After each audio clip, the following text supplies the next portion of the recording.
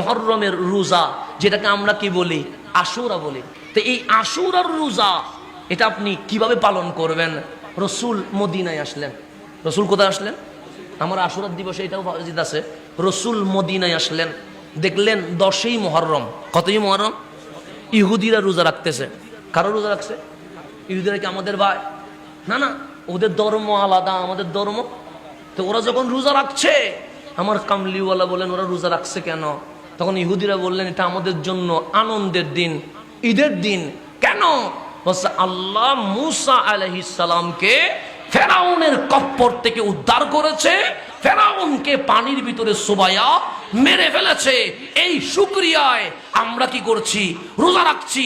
আমার কামলিওয়ালা বলে মুসা আলাইহিস সালামের জন্য শুকরিয়া আদায় করা ওদের চেয়ে আমাদের হক বেশি।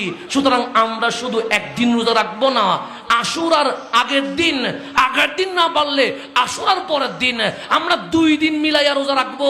একদিন রাখলে ইহুদিদের সাথে মিলে যায়, ইহুদিদের সাথে যেন মিলে না যায় আমি নবী ঘোষণা করছি, তোমরা 2 দিন রোজা রেখে প্রমাণ করে দাও মুসা আলাইহিস সালামের জন্য হকদার ইহুদির চেয়ে মুসলমানের হক আরো বেশি হয়ে গেছে।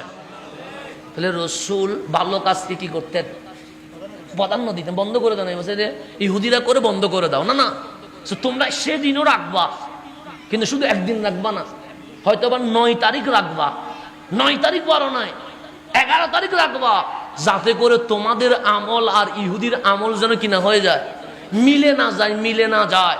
সেই জন্য আমরা সোনার বাংলাদেশে দেখতে পাই জিলহজ মাসের 18 তারিখ ঈদে গদিরে হোম করে।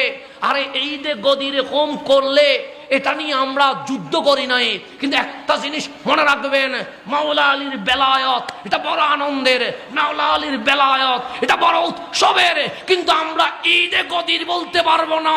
কেন? যেটা শিয়ারা করে এটা কখনো সুন্নিরা করতে পারে না।